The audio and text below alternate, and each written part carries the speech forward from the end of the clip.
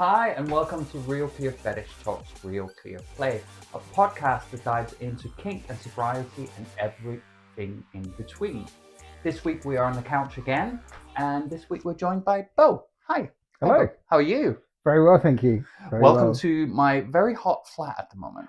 It's a little warm. Little warm, and I'm even warmer, but there has to be a continuity with the leather wearing, I feel.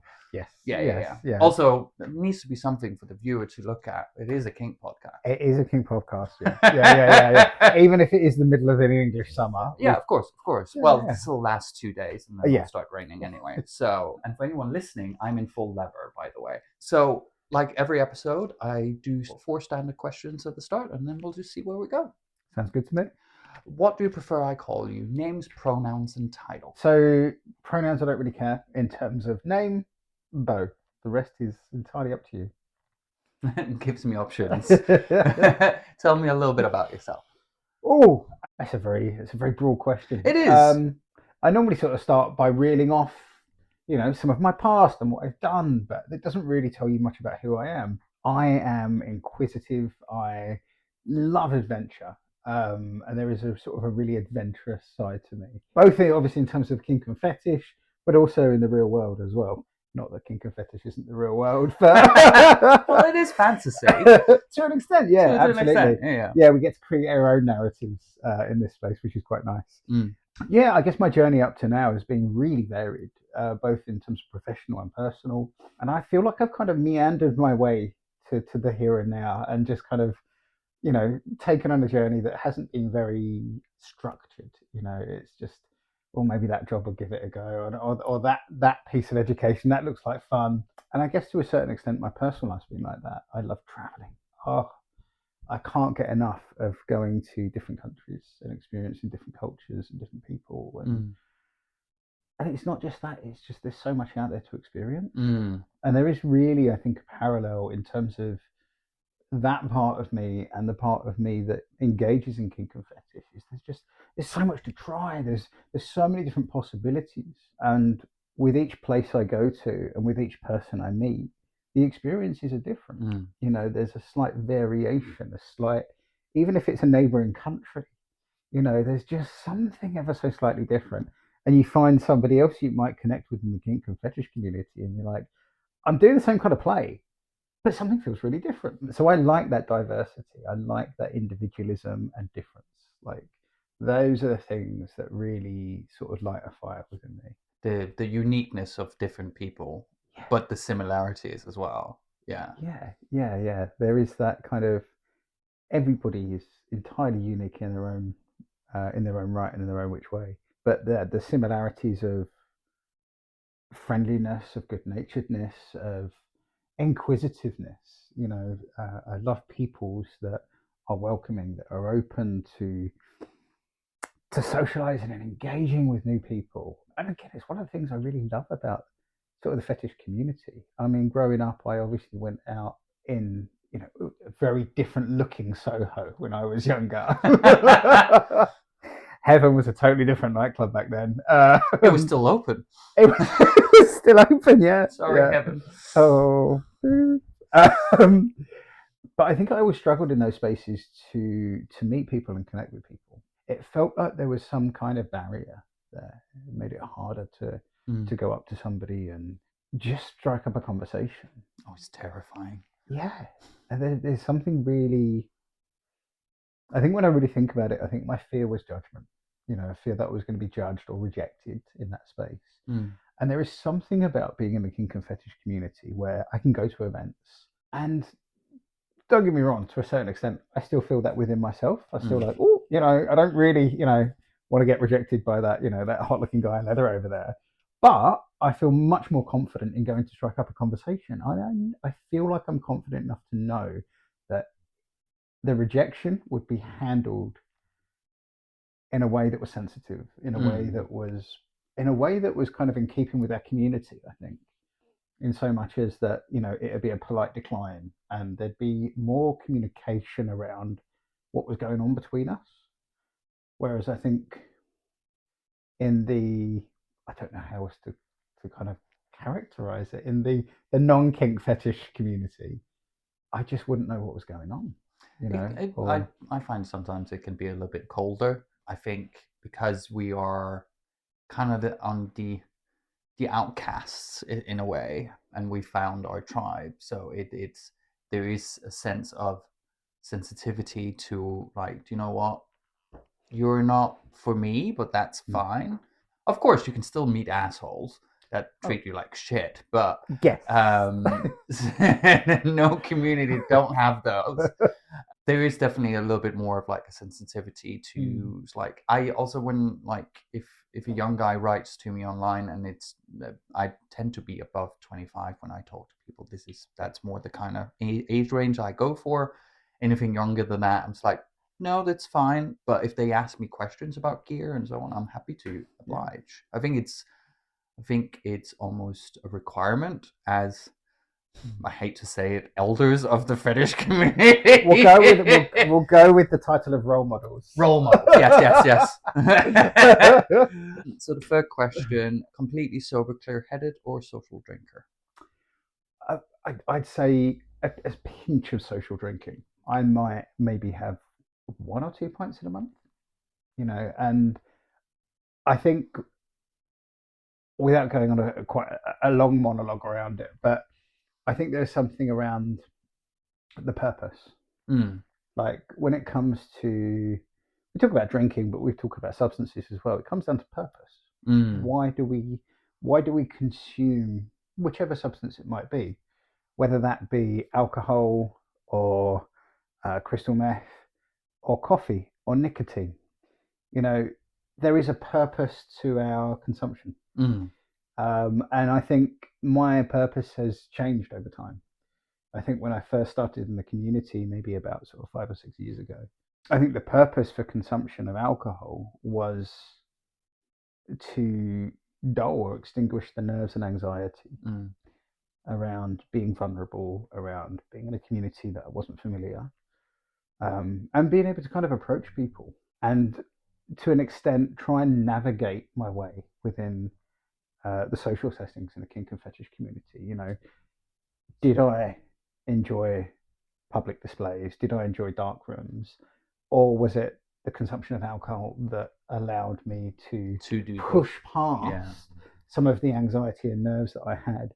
And is that something I could do sober? So now my purpose of consumption is usually for taste, if I'm being really honest. You know, I love a pint of cider. I like a glass of wine occasionally, and it is purely for taste. I don't like the effect that multiple pints or multiple drinks has on me anymore. I don't like that feeling of being out of control, and not being within my own mind. It's funny when you talk about like the purpose of drinking. My purpose with drinking alcohol when I was still using was to get drunk. There was no enjoyment in the taste. It was just a gateway to feel different. When people ask me, did I have a drinking problem? I never categorize myself as an alcoholic.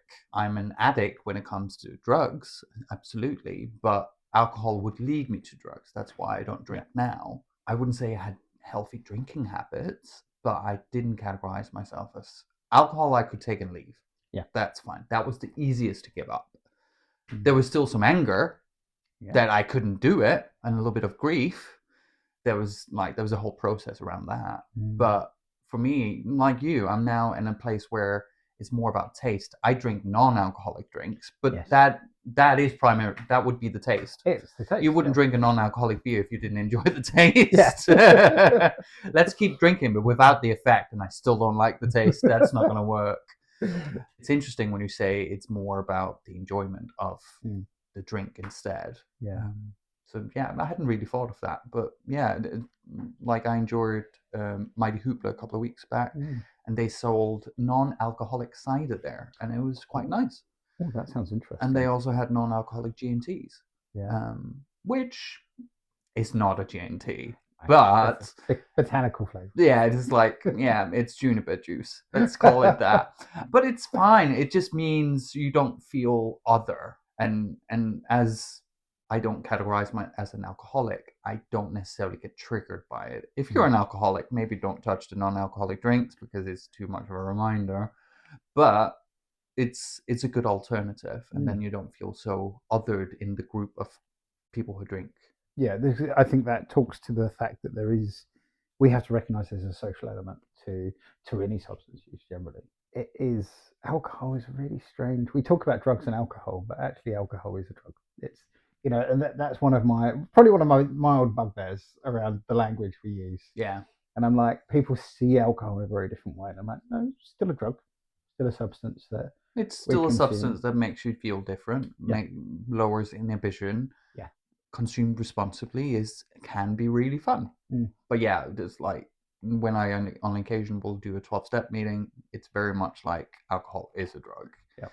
If someone chooses to stop using crystal meth and still uses alcohol, I'm not going to shame them for it. Absolutely not, because that doesn't benefit anyone. No. But it's very much a journey, and with me having to stop alcohol was also a journey, even with it not necessarily being a problem. I think it was just more, why can't I fucking be like everyone else? Kind of thing. Yes. Yeah. Why do I have to put this down? Why do I have to abstain from this thing that everybody else seems to do? Yeah, becoming a big child and stomping on the ground and just walking off. And the last question, what is ClearPlay to you and why is it important? That's a really good question. I think there's probably kind of three spokes to that for me. One of them is sensation. I think ClearPlay, our bodies are wired in a way that we get pleasure without the need for substances. And being able to kind of access those pleasure centers or the chemicals that provide those feelings in a way that is intimate, in a way that is connected with others, I think provides such a bigger reward. And I notice that when I have those experiences and when I have had them sober, they're much more impactful in terms of how I experience the moment, but also the impact that those moments have on me. Some of the most, I guess, kind of, without going too hyperbole, some of the most impactful experiences I've had sober in kink have really affected how I felt about myself, really affected how I access certain parts of me. There has been sort of trauma that has meant that I haven't been able to access certain parts of kink play in the way that I might want to. And actually doing it sober has really, really helped me take the steps I need to, the small steps I need to get there. So sensation is really, really probably the first spoke on that aspect. I think the other one is about clarity. It's about clear thinking. It's about decision making. And I've had too many times in my life over the years where I've been under the influence of substances, whether that be alcohol or other, where I've almost kind of forfeited all decision making in that moment. Maybe not on a conscious level, but through the consumption of too much alcohol or whatever it might be. I've left myself in a position, I've led myself to a position potentially where I've made choices that mean that choices I want to make later on, or could make later on, I'm unable to fully engage with that process. So I think ClearPlay for me is also about being able to kind of make the decisions in relation to who I want to play with, what I want to do, what I enjoy as well, and be able to kind of have those honest negotiations around boundaries and things that before coming into the kink and fetish community were kind of alien to me. I can't remember the word that I had in my head, but for me, there's something around connection. It kind of bridges the sensation aspect and the clarity and the decision making, but it is different in itself. The connection aspect of ClearPlay is much more about that kind of social connection. Whether there's play involved or not, regardless of how much play is involved, being able to develop, and I think this is something that comes over time, develop the confidence to have what I'd call courageous conversations around boundaries, around likes, around dislikes, around what do I want, what do they want. And having been for many years a bit of a people pleaser, I think historically I would have just said, yeah, we can do that. And it might not be something I'm interested in, or it might not be something I'd actually enjoy. So now I think through playing sober, through engaging with people sober, I'm able to assess my connections much better. I feel more confident in the connections I'm making and in my own judgment as well. Actually, like, yeah, you feel like you're the right kind of person I want to play with, or actually, I want to build up this relationship with you so that I feel confident to try something new or to go to a place that I haven't been able to before. So yeah, I think there's kind of three aspects of kind of connection, clarity, and sensation are central to sort of that clear play aspect for me. It's interesting because one of the things when you are in addiction and you use drugs and so on, and a lot of people who are in that situation, the thing they most crave is connection. But the one thing they're missing because of the drug use is connection. Yeah. So you're moving towards to achieve something, but it's not there. It's a false connection. Yeah. I've spent so many years trying to get that connection and just spending 5 hours sitting in a room with 2-3 other guys and we all on our phones looking for the next thing, which is literally textbook non-connection.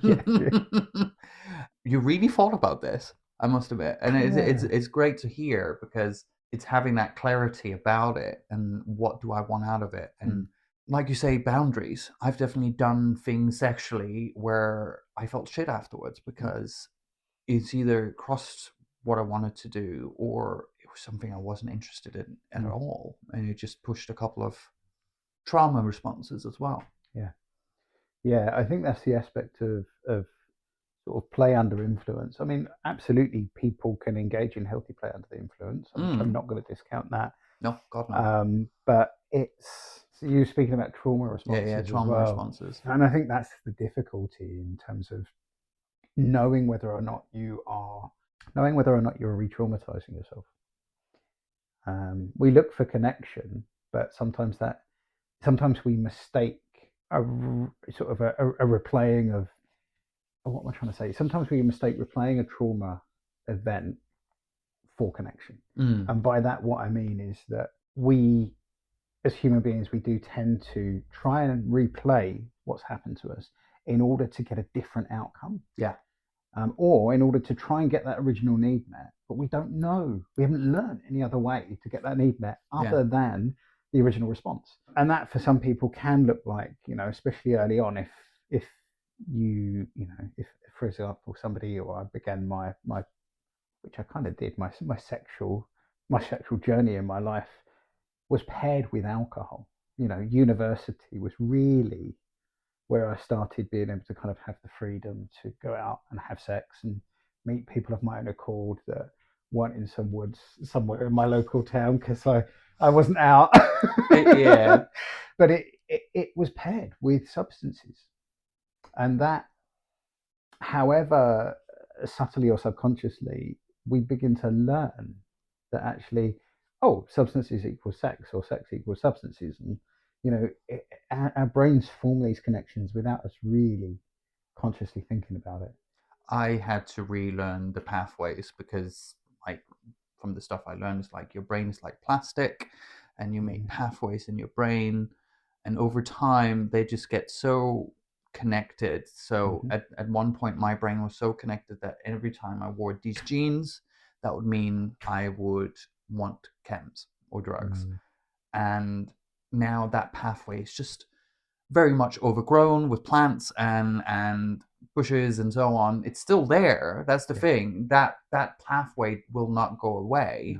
It's just don't walk on it kind of thing. And that can be really hard work. And also sometimes it's really hard to accept it is still fucking there. Yeah. Because I can get triggered by the weirdest fucking things sometimes. Stress is a big one for me. If I'm stressed out, then my brain will give me pleasurable dreams around drug taking. Last night was not about drugs, but Jonathan Bailey for some reason, which I did not mind. That was a really nice wet dream, I would say. And he's not necessarily my type, but he's very pretty. If you don't know who Jonathan Bailey is, look him up. But he's also in the Wicked movie. He's very good. But yeah, it's that kind of repeat. Your brain kind of is like, okay, we know this gives him pleasure, so your brain will do that. Yeah. A lot of people, when they're in early recovery, kind of ask me, will it ever go away? And I was just like, well, that can go months where there's no issue. And then you get into a really stressful situation. And then it might come up again to the surface. Yeah. It's just about what you do with those feelings. Would you want to ask for help, or do you action it? And that's where relapse can sometimes come in. It's like having an ex-partner, right? They don't disappear off the face of the earth. They're always somewhere. Yeah. But the amount of distance you put between them and you is entirely up to you. Yeah. But they will always be there. Yeah. And my background, my early work was in detox and rehab work. And most people would reference their addiction or their substance as a mistress or an illicit partner. Mine is Dr. Jekyll, Mr. Hyde. Oh, okay, yeah. That's kind of, and I also like Susan Coleman's, especially around my anxiety, it's my little crap of hate. That's what she calls hers. So it's that kind of that nips in my ears and kind of going, you want to do this kind of thing, yeah. So it's almost, sometimes it's helpful having like a manifested character to kind of like, this is why a lot of people were, it's probably more of an American term, but say you have a monkey on your back. Yes. When it comes to drug addiction. Yeah. Because it's a physical thing. Yeah. And I think that's important. Your kink journey, when did that start? It started probably around, I started at the most opportune time, towards the end of 2018. Yeah, there was a period. 2018, 2019. Yeah, there's a period after there where you couldn't do much. Yeah. That was the opportune moment. I think I started making my first couple of friends in 2019, and started really getting into the community sort of mid 2019. And yeah, something happened in 2020 that put a stop to most of that. We call it the blip. The blip. The collective amnesia. Yeah. Oh, God. So it was a bit of a kind of a stop-start journey, really, in terms of getting into the community and getting into kink and fetish. And it was a tentative journey. You know, there was a lot of nerves around coming into the community. A lot of nerves around, to an extent, I don't know if this will make sense, but being seen. Like recognized, or just like someone who actually sees you for the person, like your true self? Yeah, somebody that sees this part of me that I guess I don't know whether I would always say that I've had it in me in terms of kink. I don't see, that would have been my next question. Surely you must have a little bit of kink in your step. Do you know what? It's a really good question, and I don't know how I'd answer that, because if I sat here and off the cuff and I was like, no, I don't really feel that. I think so much of our journeys, and when I say our journeys, I guess I'm talking about the queer community and queer people. So much of our journeys is about hiding, is about suppression, is about masking to an extent. I know that word is usually used in terms of autism and ADHD and aspects like that. I guess you can use the word passing as well, passing off as straight, yes. But masking is also very good, because we use a lot of energy of assimilating into the norm. And I think the reason I think I'd struggle to answer that question around have I had kink and fetish tendencies throughout the years, I think I struggle to answer it because I feel like I maybe was so masked. You didn't even know it yourself. That I didn't even know it myself. And it wasn't until I started sort of meeting people in the community and started actively pursuing connections with people, and I was like, oh, there's something in this. Oh, that gives me a little tingle. Yeah.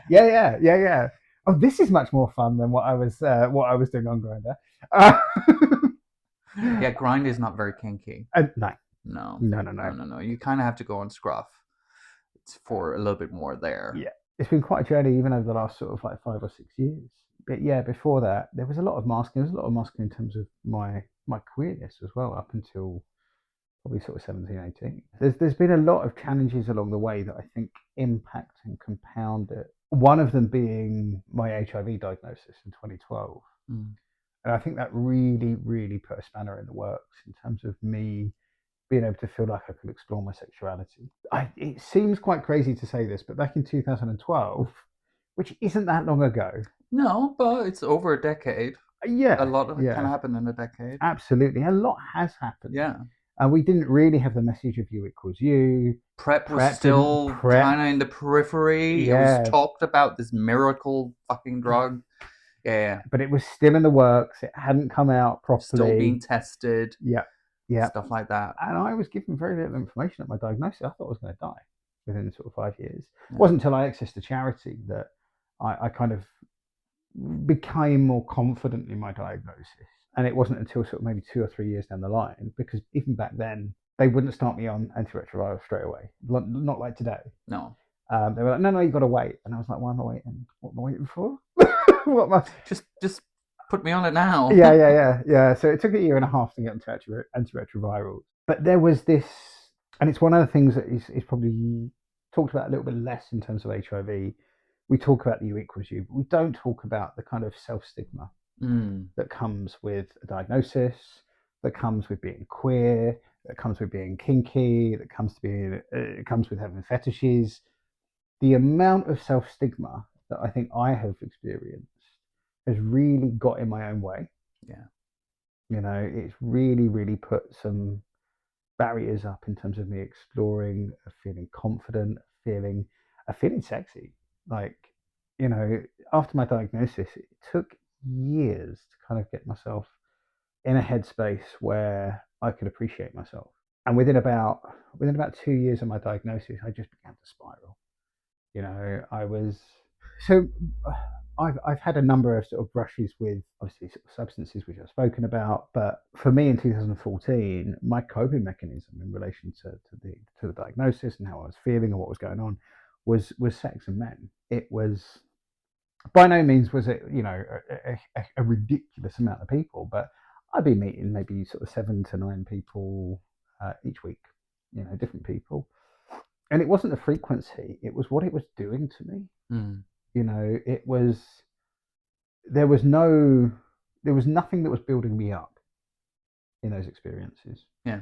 I was gradually breaking myself down through that. And it ended up with a relationship of, 8-week dalliance.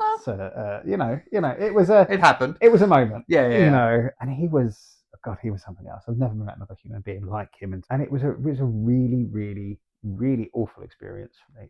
And without going into sort of great detail, it was really harming for me. And that's when I kind of hit my rock bottom. And in end of 2014, beginning of 2015, I was like, I need help. And the beginning of that year, I went into SLA, 12 Steps, Sex and Love Addicts Anonymous. Thank you. I was like, what? There's so many different names. Yeah. It's hard to keep on.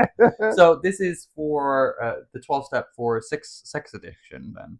Yes. Yeah. Sex, love, and relationships. Yeah. I'm aware of them. I've never engaged with them because I don't feel like maybe I fall under the category. But that, I did consider it because as a fetishist and someone who likes sex, it's like, shit, is this healthy for me? Yeah. Or is it not? So, and it's I think for anyone in that situation where it's like a compulsion, and it's like, consider it, have a talk with yourself, go and see if you have any relation in those kind of groups.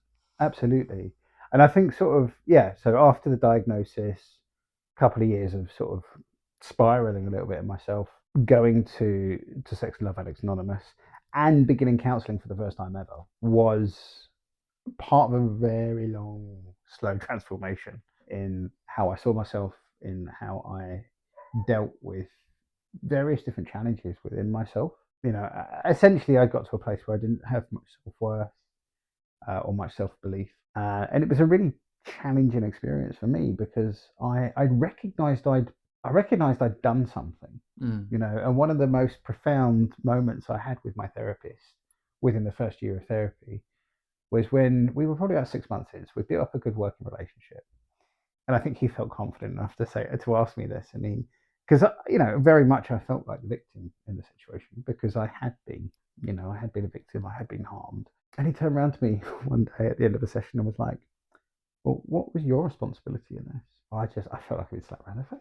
I was like, what? My anger just built over the week until I got back in, and I was like, what do you mean? How very dare you? How very dare you? Did you not know I was the victim? The clarification was a really important turning point for me, where I recognized that the responsibility that I had was all the choices I'd made leading up to that. I saw the red flags. Ignored them. I totally ignored them. Totally ignored them. One of my best friend reminded me of something that he said to me just before the last time I saw this guy. And I turned around to him and he was like, you're going to go? And I was like, yeah, I'm going to go. He's like, you sure you want to do this? And I'm like, yeah, I'm fine.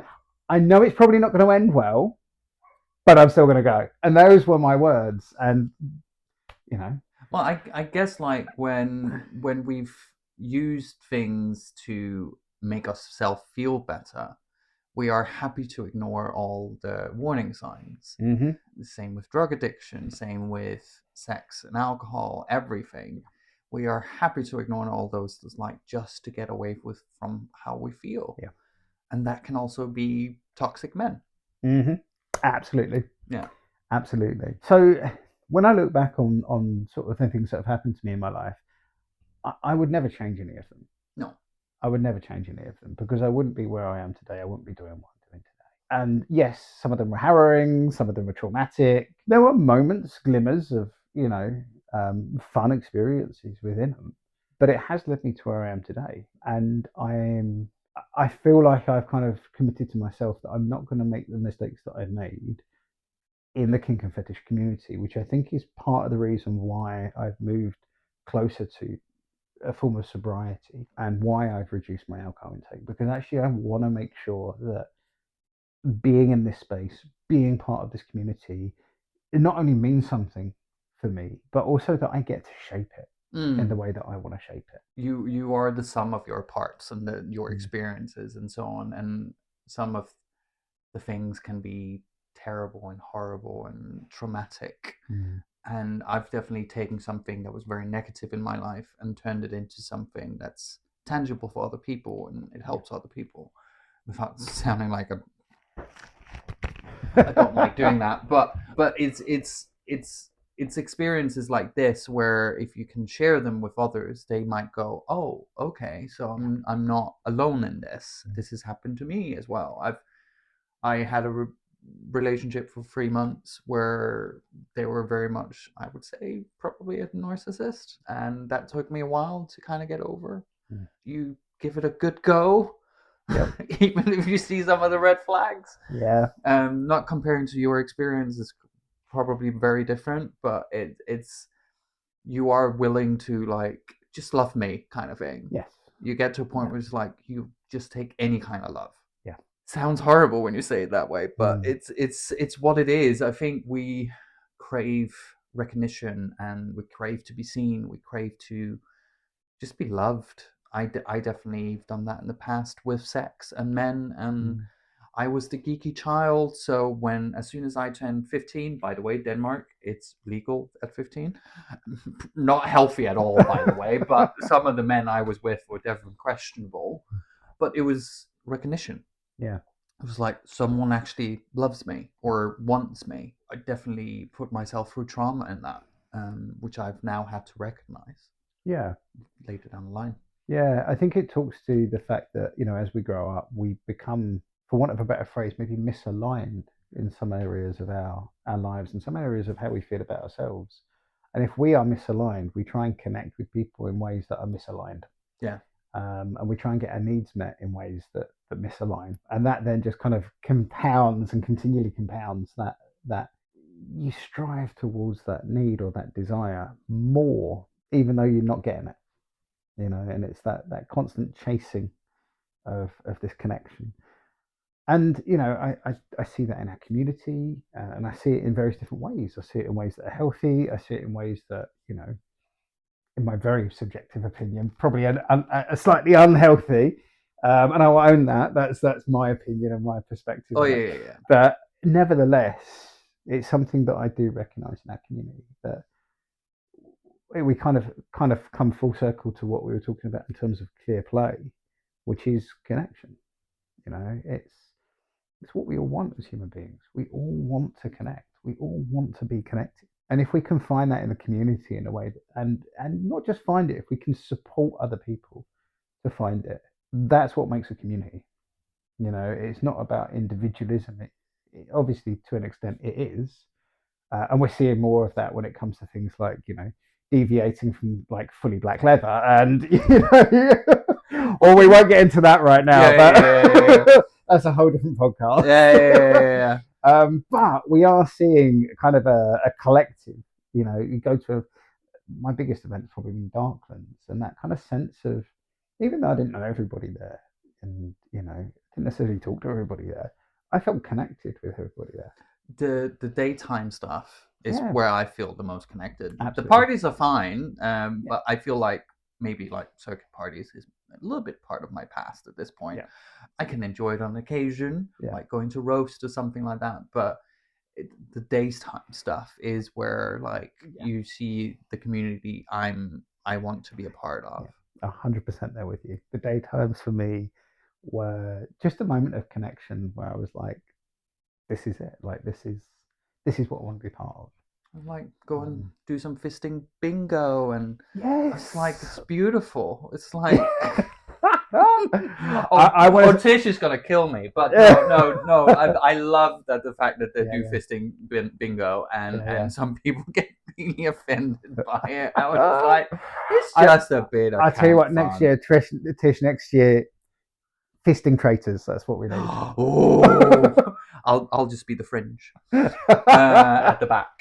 No, that would be amazing. But yeah, the community is like, it's one of the reasons I enjoy Folsom as well, because it's just like a community day out. Last year when I went to Folsom, one of the booths were these mums from the local kindergarten doing collection for the kindergarten. Oh. Of course, the kids were not with them. No. But some of the cakes were made by the kids, not the naughty ones.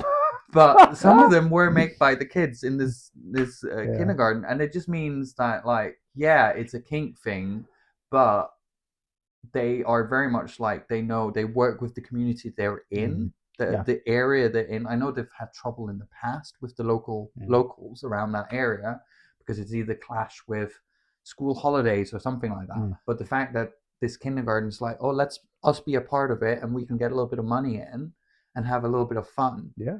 And I was just like, I think it's so cool. Yeah. Why not? This is like, I think like sometimes we should take a page out of what America does sometimes with, they do toy runs like for kids, not those toys. But then again, also they have something to prove when it comes to the government and all that crap, where we don't necessarily have to do all those jumping through hoops. Yeah. But on occasion with events like that, we do have to, and kind of work with the locals to make it work and not be a nuisance. Yeah, and also to demonstrate an element of integration. Yeah, you know, going back to what we were talking about, we have been othered for decades as a queer community, but also as a fetish and kink community. And what I'm beginning to see over time is this kind of, I won't get into the quagmire of kind of like labeling, and then the aspect of a kind of a non-binary world, but it does feel like we are beginning to find a way to connect with people outside of our community, and also sort of bridge the boundary outside of queerness in kink and fetish. You know, there's a lot of places beginning to sort of like grassroots places where anybody and everybody can go. Yeah. I don't know if you've ever seen the film Short Bus. I know of it. I haven't seen it. Movie. Yeah, fantastic movie. And again, it's about sexual exploration. It's about overcoming internal barriers, but it's also about that kind of aspect of fluidity within the community, and within kink and fetish and queerness, and that kind of the constellation that we live within. So when you came into recovery, did that culminate in you stopping drugs as well? Was that kind of hand in hand with going into sex and love 12-step programs? So the substances were probably not. I left a lot of those behind in university. Okay. It was a little bit like a shooting star, bright, And then bright and fast, and then it extinguished really, really quickly. But I think I wasn't white knuckling. That's something very, very different. But I was in an element of sobriety, but I don't think I'd really kind of looked at and addressed going back right to the beginning when we talked about purpose. Hadn't really addressed the purpose of what was going on. It's like you just stopped. Just stopped. Yeah. Because I knew that I had to go and I had other stuff to go and do. I was really fortunate that I could make a cognitive, conscious decision, and that I didn't need at that time the intervention that some other people need. I feel really grateful that I was able to do that because I've seen people that haven't been able to. So I really do have a lot of gratitude for the situation I found myself in. Getting to that point, and I think the culmination of the diagnosis and all of that, it just really brought back up a lot of the purpose for me in terms of what I was doing before, in terms of the substances, in terms of probably the sex at uni, as well as the sex that I was engaging in sort of like 2014. And I was just looking for anything to temporarily seal over the wound. You know, it was never about a purposeful, meaningful resolution to what was going on within me. It was, I just had to find the next one. I had to find the next moment where I could just, for a split second, just forget how shit I felt. Yeah. You know, and it that didn't being matter. drugs, alcohol, sex, men, Yeah, whatever. yeah, and we could replace any of those words with a multitude of different things. Chocolate. Food's another. Yeah. It's a constant challenge. Oh God, yeah. A constant challenge. Yeah, it really wasn't until sort of 2015 that I was like, I got some work to do. You know, and I just knew I'd hit kind of a rock bottom, and I was scared. If I'm being really honest, I was scared about what I was capable of doing, and it wasn't so much a really kind of conscious, oh God, I'm going to do that. It was, if I can put myself in that situation, if I can, and I think deep down I knew I'd made choices, I'd ignored the red flags. If I was capable of placing myself in a situation that harmful to me, what else was I going to do? What other choices was I going to make if I didn't change tact, if I didn't change direction? Yeah. And the therapy was immeasurably priceless for me. Immeasurably. You know, I wouldn't be where I am today if I hadn't gone into therapy. Therapy is maybe because I've never been scared of therapy because I grew up with having a school therapist because home life was a bit traumatic. So I've always kind of engaged with that side of it, and it's never something I've been scared of. So when like I was offered, it's like, yeah, give me. Yeah. Where a lot of people, it's a very foreign thing, and scary. And do you want to open that Pandora's box? There's still things in my past where I'm just like, what if I opened that? What would happen? I mentioned outside the podcast before we started that I have childhood PTSD, which manifests in a way there's sections of my childhood I don't remember. And I'm a curious person like you are. I'm very curious, and I'm curious about those memories, and I considered maybe like hypnotherapy to unpack some of that. But I'm also like, I have no idea how I'm going to react because there's certain things I react to nowadays I don't exactly know where it comes from. And that's a part of that. It's like, how much do you want to unpack, and what is harmful and what should just be left in that little box? Maybe. So but therapy, absolutely. If you can have therapy, have therapy. I think for me, it's like doing archaeology, you know, going into therapy. There's a lot of skeletons there. I hadn't even thought of that analogy. Dear. You beat me to it. Oh dear. In terms of archaeology, you don't excavate everything all at once. No. You can't. No. You have to take it section by sections, piece by piece. And sometimes, in very rare circumstances, there's elements that you can't excavate because it would damage whatever it is, or it would, if you were, we're going into a hypothetical here, but if you were to excavate a part of it, the whole thing could fall down. Yeah. Yeah. And that's the thinking I've had with this issue. Yes. Yeah. And sometimes a time is what we need. Time can be everything to us in terms of moving through some of the stuff that will come up in therapy. And there's some boxes that I was like, I'm not going anywhere near that, And then there's boxes I have poked and prodded about, and actually a parallel to your experience. There's a time in my life that was really traumatic, and I can remember glimpses, tiny little snapshots of moments. Yeah. There is this constant kind of curiosity around, I wonder what happened. I wonder if stuff that I can't remember explains why I am the way I am, or why I do what I do. And that may always be with me. I may never find those memories again.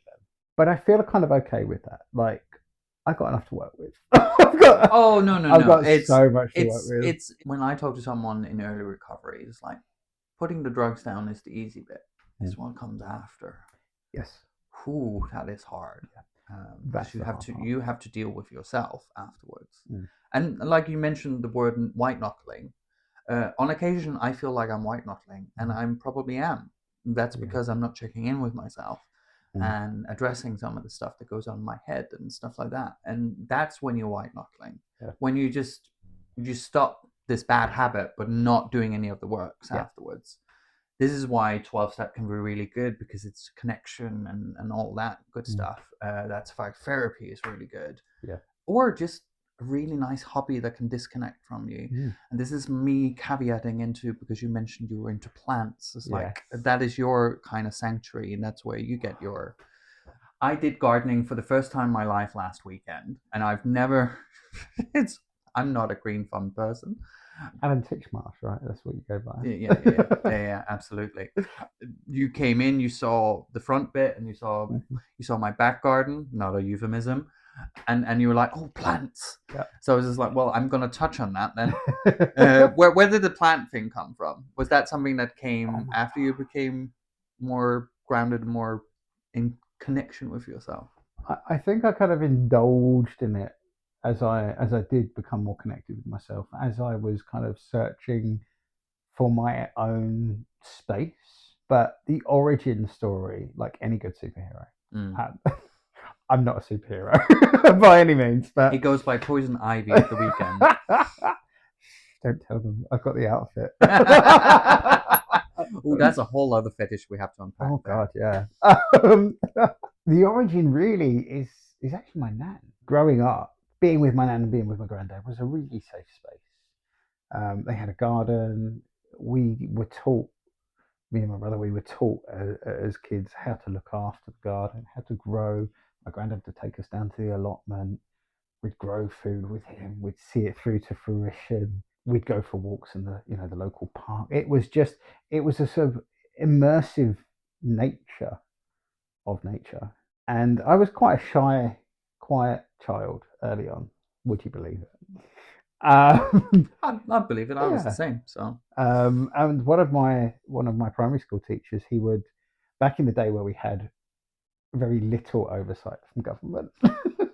Yes, he would be like, let's just put all your books away. We're going to go on a walk, and he'd teach us about the local fauna and flora and the wildlife. So there is this kind of this thread through my life of nature. And as I grew up and started sort of hitting my teens, I went traveling. I was able to immerse myself in the nature of other countries. And as I kind of got into therapy and started, I actually think it kind of overlapped with, whether this is coincidental or not, it overlapped with me kind of moving into the kink and fetish scene. But it also overlapped with lockdown. You had nothing to do. Let's plant some plants. Oh yeah, I had a new back garden. I just moved. First week of living in London, I got locked down. Well, that's a good excuse to look at the garden. Yeah, I landscaped it all, grew raised veg beds. It was wonderful. And now in the flat that I'm in, which I've been in for 4 years, I don't have a garden like that. so everything has come inside. It's a jungle. It literally is. My living room is a jungle. It's full of tropical plants growing up the walls, growing on the ceiling. There's about... I have one plant in the corner there, and that's it. And then I have the stuff outside, and then I have Lego flowers. That'll be it. Yeah, there's something about kind of creating my environment. I think I've always kind of rejected the very kind of rigid structures of society, but also the physical representation of it. You know, these really solid walls and angles, and I'm like, where is the nature in our architecture? Where is that kind of natural formation? And we very rarely see it. And actually, probably more subconsciously than consciously, but I do have moments of sort of conscious appreciation of the surroundings I've created. But it does feel like I'm in a place where it gives me a little bit of serenity and a focus. Like 90 plants are not easy to look after. God no, I feel it's enough with like the 10 or 15 plants I have, and they're very low maintenance to start with. Yeah. But I have ADHD. I forget things. It's like, oh shit, I haven't watered them. Let's do that now. So 90 plants. That no.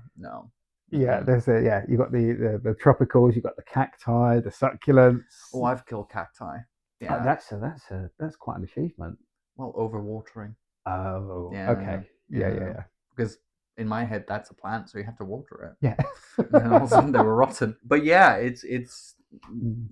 I mentioned outside when we were talking before we started recording was just like where I kind of get my serenity is like in the cinema, like close the world out. It's like I'm focused on what's on the screen. Don't look at your phone, kind of thing. It's just, and as much as I hate to admit it, I did enjoy doing the little garden bits out here. It was in direct sunlight. I did wear sunblock. It was stay safe.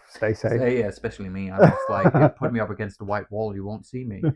But it was a sense of achievement also because it's literally in my bay window, this garden bit patch. So it's what I look at all day. So last couple of weeks, because it was still kind of like unkept from autumn and winter and so on, it was just like taunting me. There needs to be done something. And it was just a good cleanup, really. It was what needed. So yeah, it's been really nice to look at it this week whilst I've been working. So yeah, and I think within that is a dual connectivity. I'm able to connect with myself when I'm doing it because there's something mindful about tending to plants, but there's also that kind of connectivity with the living world. Like what we're looking after is also living, and actually we are interdependent. Without plants we can't breathe, and without us they can't breathe. There's this connectivity between us. And actually I spoke about the kind of origin story, but the moment I really got my superpowers, my green fingers, was actually through my therapy in that first year. And it was on the back of SLAR. So I only did SLAR for maybe 3 or 4 months. I did, I think, the first 3 or 4 steps, and I was like, don't like this. It wasn't really for me. It wasn't for you. Well, it's similar to me. It wasn't really for me either. 12 step. It helps a lot of people. Absolutely. I'm not going to deny that. Yeah. But sometimes the glove just doesn't fit. Absolutely. And that's fine. Yeah. And then you find other alternatives. Yeah, absolutely. And it was the question about giving yourself up to a higher power. I was like, I'm like through. If you cut me down the middle, it's just going to say atheist. It's gonna, I'm like all about the stars and the universe and space and black matter, dark matter, and this is my star sign. Maybe not that. Maybe not. The star sign girl. Okay, fine. But the sciencey bit, yeah. The sciencey bit. And I remember going to my therapist, and I said to my therapist, I was like, I don't know what they're asking me to do. Like, they want me to give something to a higher power. I'm like, what do I do with that? If I'm atheist, if I do not believe in a deity or a god or the universe or whatever it might be, what do I do with that shit? And he asked me one simple question. He was like, well, where do you feel most at peace? Like, where do you feel whole? Where do you feel connected? And I was like, easy, out in nature. Like, put me in a field, put me in a forest, put me in a jungle, put me on a beach somewhere away from humans. We love humans. We do love humans. Yeah, We do. In certain really, circumstances, especially if they're like encased in leather. Yes. Yeah. Leather, rubber, just encased. Yeah, just encased in something. Yeah. And it was a light bulb moment. I was like, shit, like that is where I need to go. If you want to call it your higher power kind of thing. Yeah. Whatever the words we want to use. Yeah. Because I would always reject, and I've had this argument many times, people are like, you're spiritual then. I'm like, no, I'm not. I don't label myself as spiritual, but some might say I am. Because actually I do believe in the interconnectivity of the ecosystem and how intertwined we are. We share 0.01% of our DNA with trees, the ability to process sugar. Yeah. And that for me is it's the most intricate, the most fascinating, the most mysterious story on planet Earth is the one we're living. And that for me is just endless fascination, endless curiosity. I can see the little sparkle in your eyes when you're talking about this, which is really nice to see. I was like, I would not get that sparkle when I'm talking about plants, particularly. But that's where the sparkle I get when I talk about movies, and I really get into it. You noticed my little Nightmare on Elm Street phone, and I light up. It's like, oh, I can tell about this, and I can like talk for hours about horror films and so on. And that's where my sparkle comes out, and this is where what I love. Or talking about kink and leather and. Yeah. Because it's such an intricate part of who I am as a person. And like you talk about, it's like going into the kink scene and being seen for this either connected or sexual being with these kinks and feeling seen by other people who are into the same thing, interconnecting. Yeah, there we go. Lovely little caveat into that. I do have to ask, the chain around your neck, yes, it has a date on it and it has your name on it. Yes. Can you tell me a little bit about that? Yeah, so this was given to me by my owner, which was 2023, somewhere. 17 January 23. Yes. There we go. We'll cut that out so he doesn't get in trouble. I'll leave it in. What year was it? Oh, I should probably know that. Be punished later. So yeah, it's a connection I've had with this individual for a number of years, and I don't know how to kind of describe it. Like we kind of moved together, we've moved apart, we've moved together, we've moved apart, but there is this kind of continuous connection, and there is something about this kind of ongoing dynamic, and it doesn't matter how much time has passed, it doesn't matter the intensity of the sessions we might have or the social aspects that we might have in terms of the relationship. Yeah, somebody who's guided me, somebody who's had that patience, that is really communicative, that is happy to talk through everything. And it's somebody that I actually gain a real sense of safety with. And that for me has been the number one component to being able to really explore kink and fetish. The sensation of feeling safe with another individual. It's not often in our lives, at any point in our lives, in any area, that we feel fully safe with somebody. Yeah. And with this individual, with my owner, there's just, I know that I can go back to him or he can come back to me, and we've still got that safety. We've still got that dynamic. We've still got that relationship. And I know in a way he's always got me, and vice versa. It's been part of my kink journey. Like when I first came into the community, I was always kind of that dom, To be honest, like going into like a kink scene, especially as someone who's sober, and you kind of like, sometimes it's just easier being a dom because then you're the one in the control. Exactly, absolutely. It felt safer, it felt easier. There's less vulnerability from my part required to do that. I think I'm relatively empathetic, and probably to an extent in some circumstances, most circumstances, a soft dom. So I'm able to kind of support somebody into that role of a submissive headspace. And it was kind of my wheelhouse, I think, before I even knew that I was kinky. Yeah. And it wasn't until I kind of met my owner where I was able to really, really let go of that control and allow somebody to have that control. And I think the wording around that's really important. I allowed him. Oh no, to no, take no. that. The sub is the one in control. Yes. I'm sorry to say. If Yes. any doms think they're in control, no. The one who has who holds all the cards is the sub or the pup or whatever. Yeah. Because they allow you to do that. Yeah. And I think that's very important distinction. That's also when if I am allowed to flog someone, I thank them.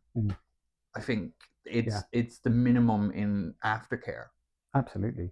Me telling them that I'm proud that they could take this from me. That kind of communication is so fucking important. Yeah. Also extremely hot. So it's kind of like the foreplay.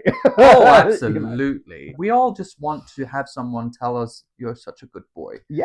It's like, that's all we want, really. Oh my God. I'll be a puddle on the floor. We're coming to the end of the episode, and it's been absolutely lovely to talk to you.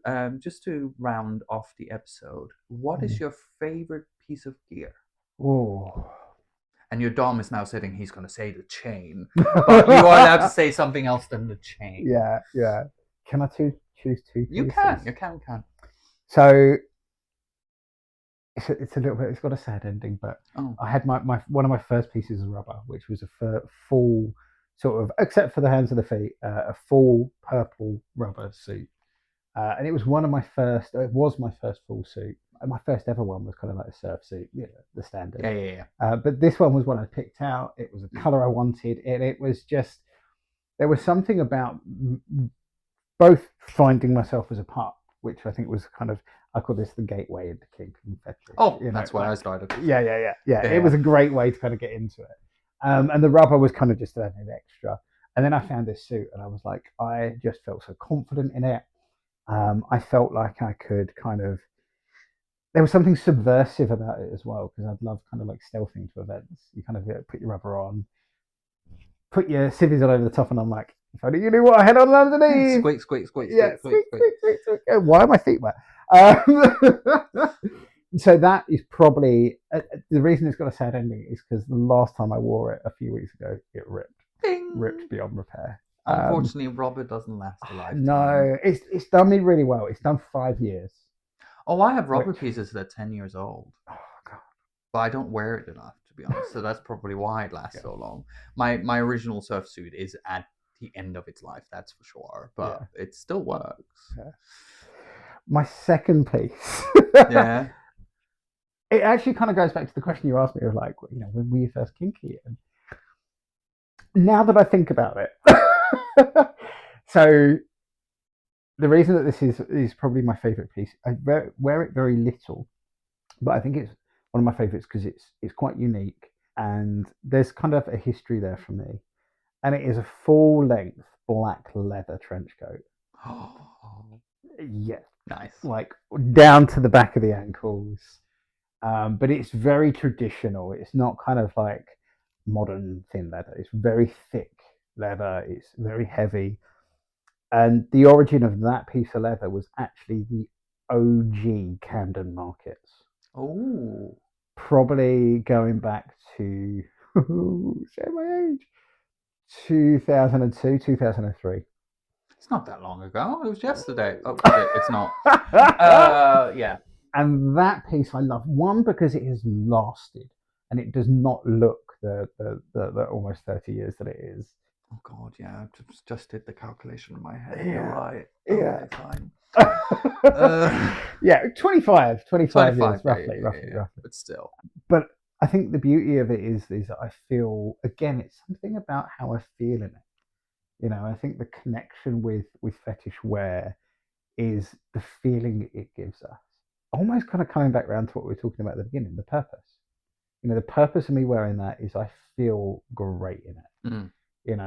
I'll have to show you off podcast, but there's a little video that I put on my Instagram with the Matrix theme tune over the top of it as I'm standing in the tube's coming, the wind's blowing. Well, as when the episode comes out, I'll have to link this video clip so people can see it. It's very Matrixy. It's very kind of, but there was something about that as I was growing up that gave me an air of confidence that I was like, I feel good in this. I feel confident in this. And I do still love wearing it to the odd event as well. I think those types of gears, like, put me in rubber. It's not my wheelhouse. I like rubber, but it's not where I feel extremely confident because I get a little bit body conscious. But put me in leather and it's like, fine. I feel like a lot of people is like, you carry yourself differently when you're in leather. It's like, yeah, it's my armor. Yeah. It's absolutely my armor. Any body dysmorphia I might have, well, leather hides a multitude of sins, to be honest. And put a jacket on, it's like the shoulder pads are on point. Because you look like twice your size. It's great. It's great.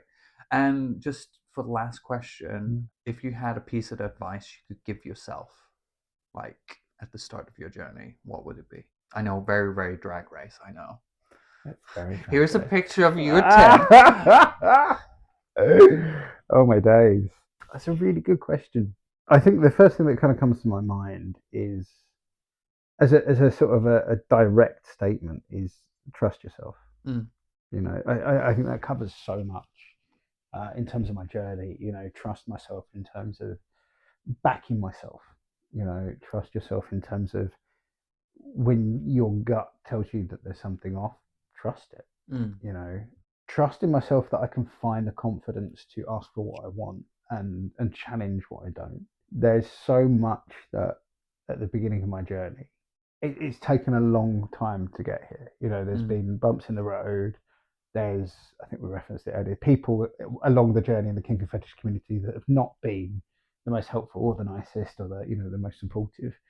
And I backed myself, you know, and I didn't back down, and I stood my ground, and I trusted my own instinct. I trusted my own thought process and my own beliefs. And it might not have been something I'd done at the beginning of my journey. Coming into the kink and fetish community has been, in a way, a little bit like a form of therapy. And it's helped me better understand myself. It's helped me explore myself in a way that I probably wouldn't have got to do being part of this community. And it's allowed me to meet people that have encouraged that. It's allowed me to meet people that back me and, you know, and stand behind that message of trust yourself. Yeah, that would probably be the message that that's really lovely. That is really lovely. If anyone's watched and listened and they're really connected with something you've said, where can they get a hold of you? Very good question. Yeah, so you'll be able to find me on X at Beau Boop. Beau Boop. Pup, BEAU, Boop. Boop.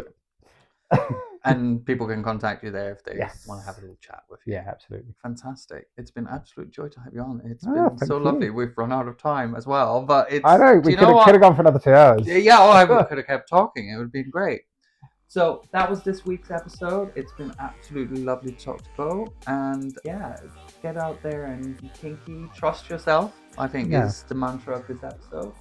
And just have sober, kinky fun. And I'll see you in 2 weeks' time. Bye.